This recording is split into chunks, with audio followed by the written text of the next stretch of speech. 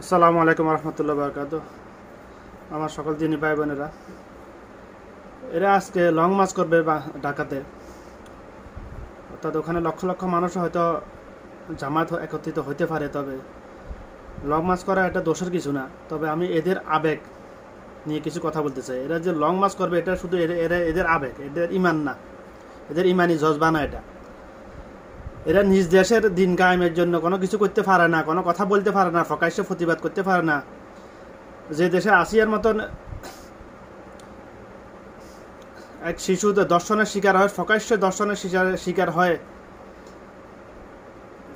তাকে হত্যা করা হয়, তার বিচার কার্য আল্লাহর বিধান অনুযায়ী কার্য সম্পন্ন করার জন্য সরকারকে বাধ্য করতে পারে না। যে আসিয়ার হত্যাকারীরা এখনো জীবিত থাকে, আসিয়া কিন্তু কবরে চলে গেছে।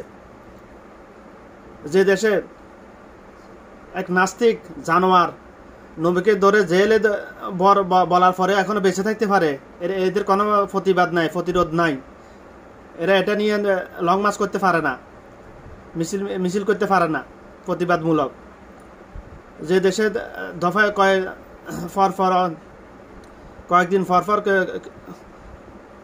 কিছু নাস্তিক জানোয়ার আমার নবী রাসুলকে নিয়ে, রাসুল সাল্লামকে নিয়ে কটূক্তি করার পরও বেঁচে থাকতে এদের কোনো প্রতিরোধ নাই, প্রতিবাদ নাই তাতে। তো এদের এই আবেগ দিয়ে দিন কায়েম হবে কি লাভ আছে ফিলিস্তিনের? এদের এই আবেগ দিয়ে এরা যা কিছু করতেছে লং মার্চ, এরা শুধু লোক দেখানোর জন্য, এরা মানে বিশ্বের মানুষকে দেখানোর জন্য শুধু। এরা আসলে এদের উদ্দেশ্য ফিলিস্তিনের স্বাধীনতা, দিন কায়েম নয়। এরা দিন কায়েম যদি করতে হয়, একটা কথা আছে যে আগে ঘরে বাতি দিয়ে তারপর মসজিদে বাতি দিতে হবে। আগে নিজের দেশ ঠিক কর, আগে নিজের দেশ ঠিক করতে হবে।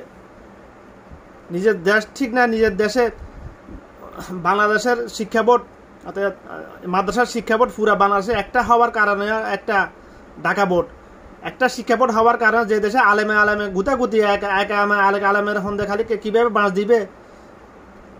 দুঃখিত আমি একটা রঙে ওয়ার্ড ইউজ করার জন্য, সেই তালে আছে। যে দেশে আলেমে এত একতেলাফ, তো সেই দেশের আলেম সুরে তো কিছু আলেমেরা ধর্মকে নিয়ে, মানুষের আবেগকে নিয়ে ধর্ম ব্যবসা করতেছে। এগুলোর প্রতিবাদমূলক কিছু করতে পারতেছে না ইসলামী সংগঠনগুলা।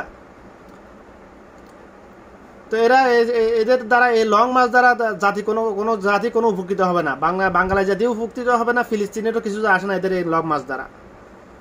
তো আমি ভিডিও আর লম্বা করবো না। সুতরাং আমার একটা কথা হলো, আমার প্রতিবাদ হলো এটাই,